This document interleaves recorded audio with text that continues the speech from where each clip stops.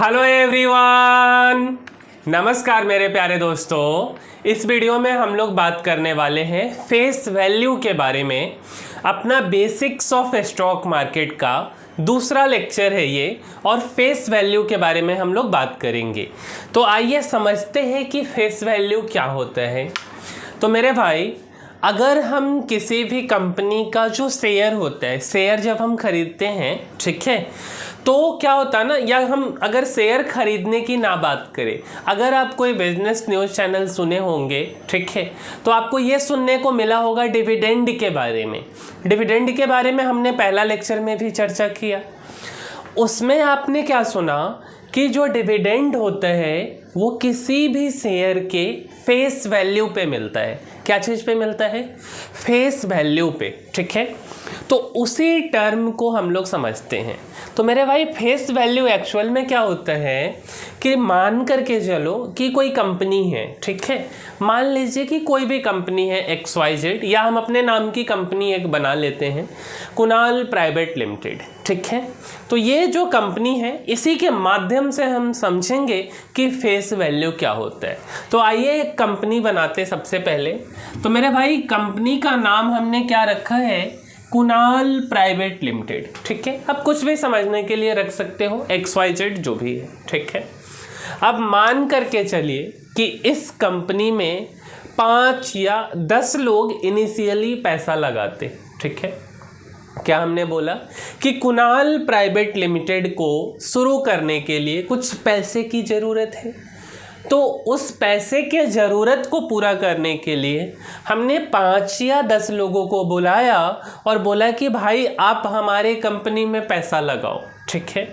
तो अगर वो हमारे कंपनी में पैसा लगाएंगे तो उनको क्या मिलेगा? कुछ तो मिलना चाहिए ना। जैसे अगर हम अपने पैसे को बैंक में रख देते हैं तो मुझे क्या मिलता है? तो मुझे एक रिटर्न मिलता है। मीन्स अगर हम FD कर दे या अगर हम पैसे को रख दे अपने सेविंग्स अकाउंट में तो मुझे इंटरेस्ट मिलेगा। उसी तरीके से अगर कोई व्यक्ति कुणाल प्राइवेट लिमिटेड कंपनी में पैसा लगाया तो बदले में उसको कुछ तो मिलना चाहिए। हाँ, कंपनी जब बड़ी होगी तब शायद उसको उस इन्वेस्टमेंट का कुछ रिटर्न मिलेगा, बट एट स्टार्टिंग टाइम उसको शेयर्स मिलेगा।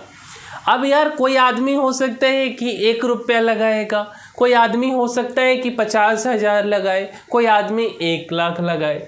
तो ये बात हम कैसे जस्टिफाई करेंगे कि 50,000 जिन्होंने पैसा लगाया हमारे कंपनी में, उसको हम कितने नंबर ऑफ शेयर्स दें? अगर कोई 1 लाख रुपया हमारे कंपनी में लगाया तो उसको हम कितना नंबर्स ऑफ शेयर्स दें, है ना। ये बात तो पता होना चाहिए ना। इसी बात को जस्टिफाई करने के लिए शेयर्स के ऊपर एक फेस वैल्यू लिखा होता है कि ठीक है, इस शेयर्स का कीमत 2 रुपये है या 5 रुपये है या 10 रुपये है। मार्केट वैल्यू की हम बात नहीं करें, उसके फेस पे लिखा होगा। एक सर्टिफिकेट है, शेयर सर्टिफिकेट, जिस सर्टिफिकेट के ऊपर 2 या 10 या 5 जितना भी रुपए है वो लिखा रहेगा। इस बात को हम ऐसे भी समझ सकते हैं कि लेटेस्ट सपोज मेरे भाई, ऐसे ये जो व्यक्ति आप देख रहे हो ना, ऐसे 10 व्यक्ति हैं। कितने व्यक्ति हैं मेरे भाई? 10 व्यक्ति। और 1 लाख रुपया जो है ना, 1 लाख रुपया मेरे कंपनी में लगाते हैं, ठीक है। 10 व्यक्ति कुणाल प्राइवेट लिमिटेड में 1 लाख रुपया लगाते हैं। फाइनली कितना रुपया का कंपनी हो गया? 10 लाख रुपया का कंपनी हो गया, ठीक है। अब कंपनी का जो वैल्यूएशन है, कंपनी की जो वैल्यूएशन है वो तो 10 लाख हो गया, है ना। तो हमें क्या मिलेगा? तो मेरे भैया, शेयर सर्टिफिकेट्स मिलेगा।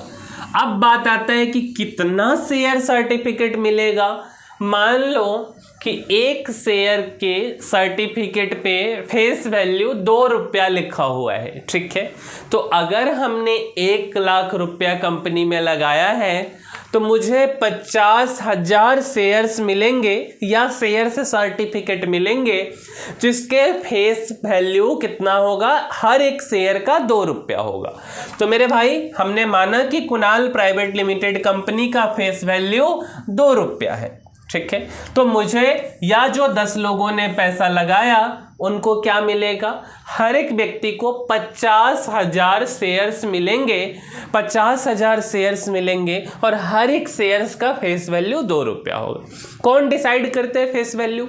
तो कंपनी को जिन्होंने स्टार्टिंग में बनाया है वही लोग डिसाइड करते कि फेस वैल्यू कितना होगा। ठीक है, अच्छा देखिए हमने एक नोट भी लिखा है कि डिविडेंड जो कंपनी आपको देती है वो फेस वैल्यू पे देती है। इस बात के बारे में कल भी हमने बात किया था, means basics of stock market का जो लेक्चर नंबर 1 है वहाँ भी हमने बात किया कि हमेशा डिविडेंड मुझे क्या चीज़ पे मिलेगा, तो फेस वैल्यू पे मिलेगा। क्योंकि आए दिन आप न्यूज़ चैनल में ऐसा सुनते होंगे कि कोई कंपनी है जिन्होंने 100% डिविडेंड की घोषणा की है या 200% डिविडेंड का घोषणा किया है। तो मेरे भाई 200% डिविडेंड क्या चीज़ पे, क्या मार्केट प्राइस पे, अभी जो मार्केट में जो भाव चल रहा है, जो शेयर्स का रेट चल रहा है, क्या उस पे? तो आंसर है नहीं, फेस वैल्यू पे। क्लियर? एक छोटा सा मैं आपको दिखाता हूँ, देखो तो डी मार्ट, सब लोग डी मार्ट के बारे में सुने होंगे, खास करके मेट्रो सिटीज वाले तो सुने ही होंगे। ठीक है, अपने यहाँ जैसे पटना में डी मार्ट का स्टोर नहीं है ना, बट अगर हम बड़े शहरों की बात करें जो भी मेट्रो सिटीज हैं वहाँ पे डी मार्ट का स्टोर है। ठीक है, तो अगर हम डी मार्ट के बारे में बात करें, ठीक है, तो इसमें देखिए आप, एक तो क्या लिखा हुआ है मेरे भाई, इश्यू ओपन। ठीक है, देखो कुछ चीज़ अभी आपको नहीं समझ आएगा। क्यों नहीं समझ आएगा? क्योंकि हमने आपको पहले ही बोला है कि ये बेसिक्स ऑफ स्टॉक मार्केट का लेक्चर है।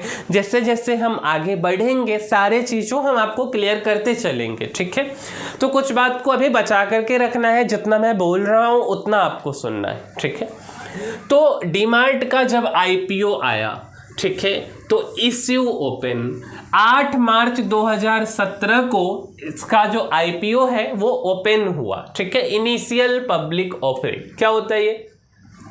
जब कोई कंपनी प्राइमरी मार्केट से सेकेंडरी मार्केट में उसको लिस्ट कराना होता है तो वो कंपनी IPO के थ्रू प्राइमरी मार्केट से सेकेंडरी मार्केट में जाती है और private limited company public limited company में कन्वर्ट हो जाती। क्लियर? अच्छा भाई, प्राइवेट लिमिटेड कंपनी से पब्लिक लिमिटेड में कन्वर्ट होने की क्या ज़रूरत पड़ी, तो इसके बारे में भी बात करेंगे। फिलहाल मैं आपको शॉर्ट में बता दूं कि अकॉर्डिंग टू कंपनी लॉ के अनुसार प्राइवेट लिमिटेड कंपनी के में केवल और केवल 200 लोगों का पैसा निवेश हो सकता है। लेकिन कंपनी को बड़ा करने के लिए क्या केवल 200 लोगों का पैसा पर्याप्त होगा? आंसर है नहीं। तो जब कंपनी को एक बड़े लेवल पे देश विदेश में जाना है तो 200 से ज़्यादा लोगों को कंपनी को बड़ा बनाने के लिए पैसे का ज़रूरत पड़ता है और उस पैसे को लाने के लिए प्राइवेट लिमिटेड से पब्लिक लिमिटेड कंपनी को बनाना पड़ता है। और ऐसा कैसे पॉसिबल है? तो कंपनी को प्राइमरी मार्केट से सेकेंडरी मार्केट में जाना पड़ता है और प्राइमरी मार्केट से सेकेंडरी मार्केट में कोई भी कंपनी IPO के थ्रू जाती है और उस IPO का एक डेट होता है कि फलाने डेट से फलाने डेट तक ये कंपनी का IPO का इश्यू प्राइस ओपन हो रहा है। ठीक है, तो यही है इश्यू ओपन, यही है इश्यू ओपन। तो डी मार्ट का 8 मार्च 2017 को जो है कि IPO आया। ठीक है, मतलब इश्यू प्राइस ओपन हुआ। अच्छा, कब तक ये खुला रहा? 10 मार्च 2017, मीन्स 8, 9 और 10 को आप अगर IPO लेना चाहते हो तो आप क्या कर सकते हो, इसमें पैसा लगा सकते। अच्छा, अगर इसके टाइप की बात करें कि यह किस टाइप का IPO था, तो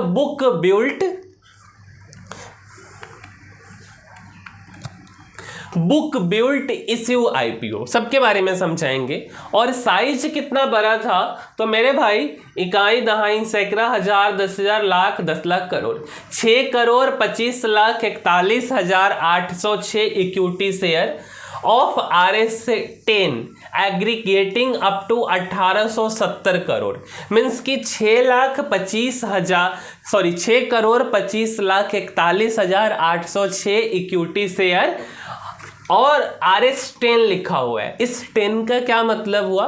फेस वैल्यू 10 रुपए पे फेस वैल्यू है, ये एक्चुअल प्राइस मार्केट का नहीं है। इस फेस वैल्यू पे इसको लिस्टिंग किया जाएगा। ठीक है, और यहां देखो आप, यह है फेस वैल्यू RS10 पर इक्विटी शेयर, ठीक है। अच्छा, और इसका प्राइस कितना है? हमको अगर IPO लेना है या आपको IPO लेना है तो कितने रुपया आपको देना पड़ेगा? तो मेरे भाई ये जो है इसका एक रेंज है 295 रुपये से 299 रुपये एक इक्विटी शेयर के बिटवीन आपको क्या करना पड़ेगा?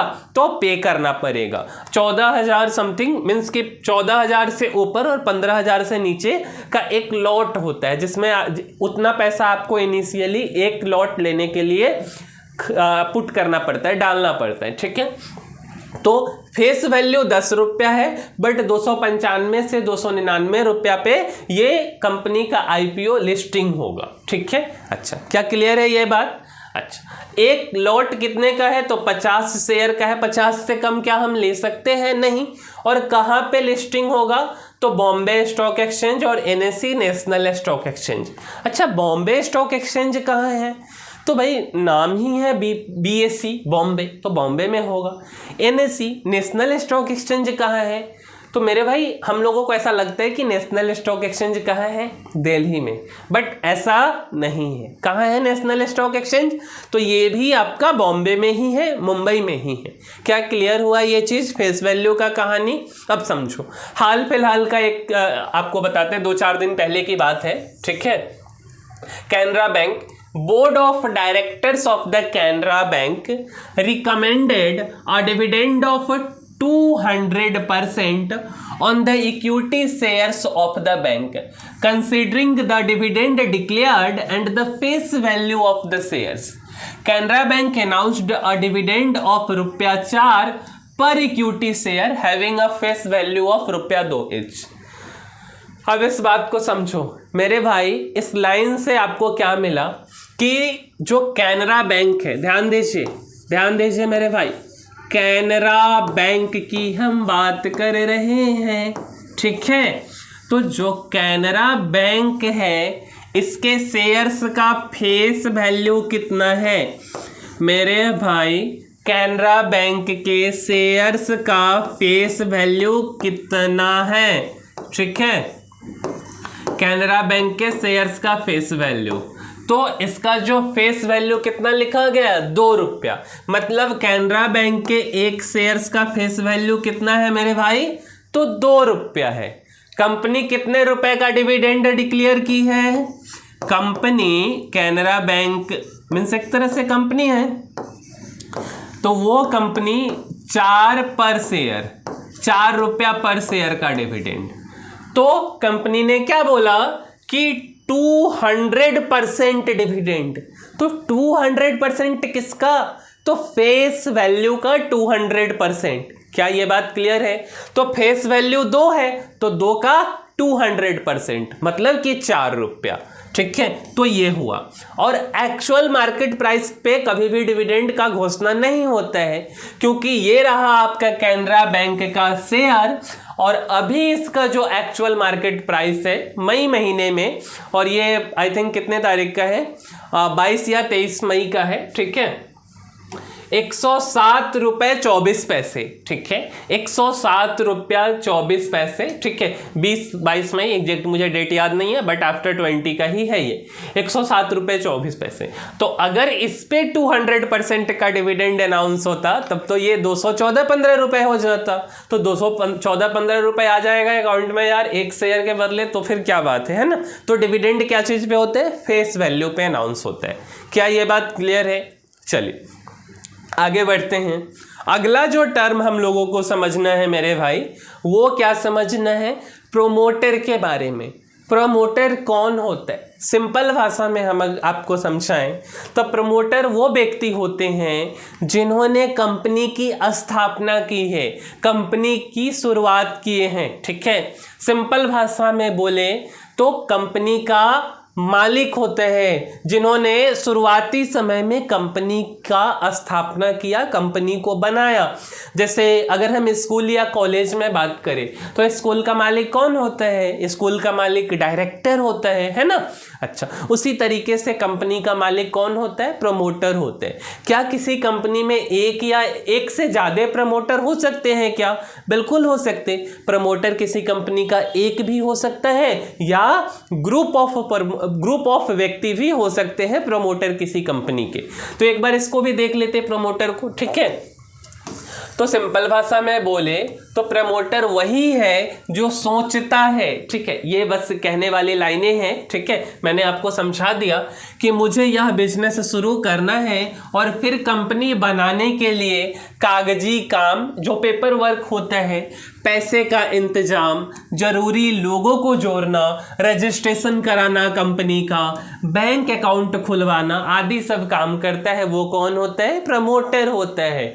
प्रमोटर कंपनी का पहला कदम उठाता है और उसे अस्तित्व में लाता है। प्रमोटर कोई भी हो सकता है या एक व्यक्ति भी हो सकता है, 2-3 पार्टनर भी हो सकते हैं या कोई कंपनी भी हो सकता है। जैसे हम लोग क्या बोलते हैं कि एक पेरेंट कंपनी है और एक चाइल्ड कंपनी है। तो चाइल्ड कंपनी बनाने के लिए अगर शुरुआत में उसको पैसा दिया गया है, किसके द्वारा? पेरेंट कंपनी के द्वारा, और पेरेंट कंपनी उसका मेजोरिटी शेयर होल्ड करती है, तो उसको हम लोग प्रमोटर बोलते हैं, ठीक है। तो प्रमोटर कोई कंपनी भी हो सकती है। अच्छा, अब बात आता है कि प्रमोटर का रोल क्या होता है, क्या काम होगा मेरे भाई प्रमोटर का। तो सबसे पहला सा कि कंपनी शुरू करने का आइडिया देना, है ना, कि कंपनी को शुरू करना है। जैसे आपने इन्फोसिस का नाम सुना, ठीक है। इन्फोसिस का शुरुआत किसने किया? तो जो नारायण मूर्ति जी हैं, है ना, जो बोलते हैं कि आपको कितना हफ्ते में कितना काम करना चाहिए, 100 घंटे की 150 घंटे, ऐसा कुछ वर्किंग काम करने के बारे में वो सलाह देते हैं। 100 घंटे नहीं, 90 या 100 घंटे के आसपास एक वीक में आपको काम करना चाहिए। काफ़ी ट्रेंडिंग पे उनका रहता है ना। तो नारायण मूर्ति जी, सुधा मूर्ति जी जैसे इन्फोसिस का शुरुआत किए तो वो उस कंपनी के क्या हुए? प्रमोटर हुए। अगर हम रिलायंस की बात कर ले, है ना, तो रिलायंस के प्रमोटर कौन है? धीरू भाई अंबानी जी, ठीक है, जो कि शुरुआत में कंपनी का स्थापना किए। तो प्रमोटर का क्या रोल होता है? तो कंपनी शुरू करने का आइडिया देना या कंपनी की शुरुआत करना। क्लियर? अच्छा, कंपनी के लिए जरूरी कागजात तैयार करना, पैसे का या फंड का इंतजाम करना, कंपनी का रजिस्ट्रेशन करवाना, शुरुआती टीम बनाना और जो जो चीज़ें नेसेसरी हो सकती है कंपनी को शुरू करने के लिए, वो काम कौन करेंगे? तो वो काम प्रमोटर करेंगे। चलिए अगले टर्म पे चलते हैं कि एनुअल रिपोर्ट ऑफ कंपनी, ठीक है। क्या हमने बोला? Annual report of company. देखो, हर चीज़ों को हम बहुत ज़्यादा डीप में नहीं जा रहे, क्योंकि बहुत ज़्यादा डीप में अगर हम गए तो ये वीडियो का जो लेंथ है ये काफ़ी बड़ा हो जाएगा और बड़ा वीडियो हम लोगों को सुनने का इच्छा करता है नहीं, है ना। तो इसीलिए शॉर्टकट में ही बात करते चल रहे हैं। फिर भी जितना पॉसिबल हो सकता है बेसिक्स ऑफ स्टॉक मार्केट के हिसाब से हर कंसेप्ट को एक एक करके डिस्कस करने वाले हैं, ठीक है। तो अगला हमारा कंसेप्ट है एनुअल रिपोर्ट ऑफ कंपनी। मेरे भाई, अगर हम किसी क्लास में पढ़ते हैं, किसी स्कूल में पढ़ते हैं, एक साल जब बीतता है, जैसे जैसे हमारा परीक्षा होता है, मीन्स दूसरों के इच्छा के द्वारा जो पूछा गया प्रश्न होता है या को सर्कुलर एक्टिविटीज होता है, उसका जब हम जवाब देते जाते हैं, धीरे धीरे वो जुड़ करके हमको एक लास्ट में मार्च के महीने में एक रिपोर्ट कार्ड मिलता है, जिसको हम रिजल्ट के नाम से, रिजल्ट डे के पे ये हमको दिया जाता है। उसी तरीके से उसमें क्या होता है कि बच्चा का परफॉर्मेंस कैसा है, पढ़ने में कैसा है, फिजिक्स कैसा है, केमिस्ट्री कैसा है, मैथ कैसा है, हर एक सब्जेक्ट के बारे में बताया जाता है। उसका खेलने में मन लगता है कि नहीं, टीचर्स लोगों के साथ बातचीत में कैसा है, और भी कोई को सर्कुलर एक्टिविटीज है कि नहीं, है ना। यही सब कुछ हम लोग चर्चा करते हैं ना। उसी तरीके से एक किसी कंपनी का जो एनुअल रिपोर्ट होता है उसमें कंपनी बताती है कि हमने पिछले साल क्या किया, मुनाफा कमाया कि घाटा कमाया, कितने वर्कर्स हैं हमारे पास, मतलब कंपनी से रिलेटेड जो भी चीज़ें हो सकती हैं, हमारा कहाँ कहाँ पे प्लांट है, हमारा विजन क्या है, किनके पास कितना शेयर्स है, इसके प्रोमोटर के शेयर्स में क्या बदलाव आया है। मतलब एक कंपनी का पूरा ब्लूप्रिंट होता है कि आगे वो कैसे परफॉर्म करेगी, उसका आने वाले समय में विजन क्या है, क्या कुछ नया वो करने जा रही है। तो उसी को हम एनुअल रिपोर्ट बोलते हैं। ठीक है, उसी बात को एक बार समझ लेते हैं इधर जो लिखा है उसके माध्यम से। एनुअल रिपोर्ट यानी वार्षिक रिपोर्ट, वार्षिक मतलब ईयरली रिपोर्ट, किसी कंपनी का सालाना रिपोर्ट कार्ड होती है। ठीक है, जैसे स्कूल में बच्चों का रिजल्ट कार्ड बनता है वैसे ही कंपनी हर साल अपना पूरा हिसाब किताब, काम काज और आगे की योजना एक रिपोर्ट में बताती है। किसको बताएगी भाई, किसको बताएगी? तो जो इसके शेयर होल्डर्स हैं या गवर्नमेंटल अथॉरिटीज़ हैं, उनको अगर कोई चीज़ का जांच करना है तो उन सबको ये बताना पड़ता है। जो भी शेयर होल्डर्स हैं उनको बताना पड़ता है ना। क्या क्या होता है एनुअल रिपोर्ट में? तो कंपनी ने पूरे साल में कितना कमाया, कितना खर्च किया और कितना मुनाफा या नुकसान हुआ, है ना। कंपनी के पास कितनी संपत्ति एसेट्स और कितनी देनदारी लायबिलिटीज है। एसेट्स का मतलब क्या होता है? संपत्ति। और लायबिलिटीज का क्या मतलब होता है? कर्ज, जो मुझे किसी को देना है, लौटाना है। ठीक है, अच्छा जी। कंपनी के मालिक शेयर होल्डर कौन कौन है और उनके पास कितने शेयर हैं। कंपनी के बड़े अधिकारी जैसे चेयरमैन, डायरेक्टर का संदेश और कंपनी के भविष्य का प्लान।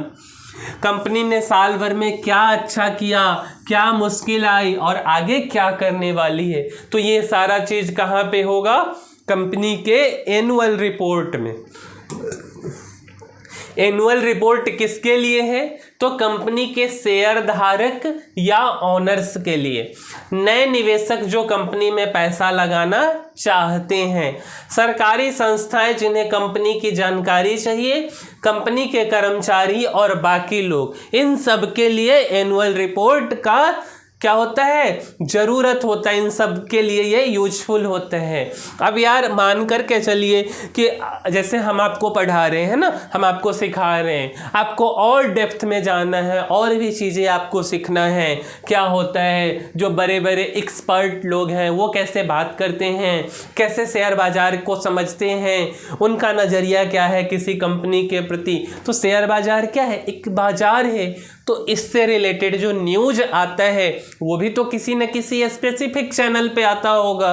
क्या आज तक पे आ जाएगा, एबीपी न्यूज़ पे आ जाएगा? नहीं ना, कुछ ना कुछ उसका एक चैनल होगा स्पेसिफिक, वहाँ पे आएगा। तो कुछ बिजनेस न्यूज़ चैनल्स के बारे में बात कर लेते हैं। तो कुछ बिजनेस न्यूज़ चैनल्स जैसे कि हम CNBC TV 18 की बात कर लें, या हम जी न्यूज़ की बात कर लें, है ना, या CNBC आवाज़ की बात कर लें, या ET नाउ की, या NDTV प्रॉफिट की। तो ये सारे कुछ 5 कंपनीज हैं, जो और भी हैं, ऐसा नहीं हमने 5 का नाम बताया आपको। तो ये सारे कुछ 5 कंपनीज हैं जिन पे आप जा कर के और भी डेप्थ में सीख सकते हो बाजार की बातें, बाजार के न्यूज़ चैनल पे। ठीक है, चलिए एक छोटा सा कहानी सुनाते हैं। MRF का स्टोरी है ना। MRF, इस कंपनी के बारे में हम सब लोग सुने होंगे, सुने हैं ना MRF के बारे में। तो चलिए एक ज्ञान की बात हो जाए पहले छोटी सी, कि MRF हर किसी के पास मेरे भाई आज के डेट में बाइक है, 4 व्हीलर है, हम सब लोग चढ़ते हैं। और जनरली हम लोगों को देखने को मिल जाता है कि जो MRF है वो क्या बोलते हैं, MRF का टायर लगा हुआ है। कंपनी का पूरा नाम क्या है ना? कंपनी का पूरा नाम क्या है? तो मेरे भाई कंपनी का पूरा नाम क्या है? तो कंपनी का पूरा नाम है मद्रास रबर फैक्ट्री। क्या है कंपनी का पूरा नाम? तो कंपनी का पूरा नाम है मद्रास रबर फैक्ट्री। ध्यान रहे, कंपनी का पूरा नाम। अब क्या हुआ यार, ये कहानी है कब का? 1990 का, ठीक है, 1990 का कहानी है। एक व्यक्ति के दादाजी 1990 में MRF कंपनी का शेयर खरीदते, ठीक है। कितना शेयर खरीदते? 20,000 शेयर खरीदते हैं, ठीक है। अब उस समय में ना आज की तरह कोई हमारे मोबाइल फ़ोन में ऐप नहीं होता था जिस ऐप से हम शेयर खरीद लें, जब मन हुआ तब बेच लें। पेपर वर्क होता था। दादाजी शेयर खरीदे और अपने गोदरेज अलमारी जहाँ भी हो सकता है वहाँ ले जा कर के उस शेयर्स को रख दिए। अब पुराने ज़माने में जो बड़े बुजुर्गों का अलमीरा, गोदरेज ये सब होता था, तो उसको ना हम लोग यार खोलते नहीं थे, क्योंकि एक डिसिप्लिन होता था, ठीक है। अब क्या होता है ना कि दादाजी जब शेयर्स खरीद करके लाते हैं, किसी कारण बस किसी मेडिकल प्रॉब्लम के कारण उनको ना कुछ प्रॉब्लम हो जाता है, पैरालाइज्ड हो जाते हैं, ठीक है, एक लंबे समय के लिए। किसी को बता पाते नहीं कि भाई मेरे पास MRF का शेयर है। अब उनका जो घर के और लोग होते हैं, घर के जो और व्यक्ति लोग होते हैं, वो सब लोग सोच में पड़ जाते कि भाई एक तो दादाजी कमाने वाले, उन्हीं के भरोसे ये पूरा परिवार चल रहा है, और यार ये तो अब बीमार पड़ गए, अब कैसे होगा। सब लोग परेशानी में रहते। बट समय बीतते जाता है। काफ़ी समय के बाद में 2000 आई थिंक 17 के आसपास में, 16-17 के आसपास, 17 में ही दादाजी वापस से ठीक होते हैं, या उनको पता चलता है उनके पोते को, जब वो अलमीरा गोदरेज खोला जाता है, कि भाई अपने पास MRF का 20,000 शेयर से। और वो बिजनेस न्यूज़ चैनल पे फ़ोन करता है कि मेरे पास MRF का 20,000 शेयर्स है, मैं इसको क्या करूं। 60 या 65,000 रुपये के आसपास उस समय रेट चलते रहता है एक शेयर का। अभी वो 1,40,000 या 1,50,000 रुपये एक शेयर का रेट है। अब भाई जो वो न्यूज़ चैनल वाले हैं, जब रेट कैलकुलेट करते 130 करोड़, ठीक है, 130-135 करोड़ उस समय का रेट है। तो ये मतलब जो दादाजी यार कुछ शेयर्स खरीदे, इसके कारण पोता जो है वो करोड़पति बन गया, ठीक है। अब न्यूज़ चैनल वाला यार लाइक कि यार काश मेरे दादाजी होते, है ना। तो ये कहानी है MRF का, ठीक है। 130 करोड़ से अधिक का वो था, ठीक है। तो ये कहानी था उनका। अब यार शेयर्स का कितना महत्वता है ये तो आपको समझ आ गया होगा, ठीक। तो ओवरऑल ना हमारा जो लेक्चर था, ठीक है, वो लेक्चर क्या चीज़ के इर्द गिर्द अभी तक चला है। पहला लेक्चर हुआ, दूसरा लेक्चर है ना। इस लेक्चर में हमने आपको क्या बताया कि stock markets are very risky, जो एक मिसकंसेप्शन भी है, ठीक है। उस मिसकंसेप्शन को मैंने आपको दूर करने का हर एक प्रयास किया, ठीक है। और आपको भी अब थोड़ा थोड़ा सा मज़ा आने लगा होगा स्टॉक मार्केट में, ठीक है। अभी तो हम बेसिक ही बात कर रहे हैं, है ना। तो मेरे समझ से कुछ बातें तो अब आपको समझ आने लगी होंगी, ठीक है। और ये हमारा दूसरा लेक्चर था। जब अगला लेक्चर आएगा, मीन्स कि थर्ड लेक्चर, तो उस लेक्चर में हम क्या चीज़ के बारे में बात करेंगे। तो सबसे पहले हम बात करेंगे कि क्या मुझे स्टॉक मार्केट में जाने के लिए फाइनेंस का बहुत गहरा नॉलेज होना चाहिए, कि अगर मेरे पास फाइनेंस का नॉलेज नहीं है, मीन्स फाइनेंस का डिग्री नहीं है, नॉलेज तो होना चाहिए, है ना।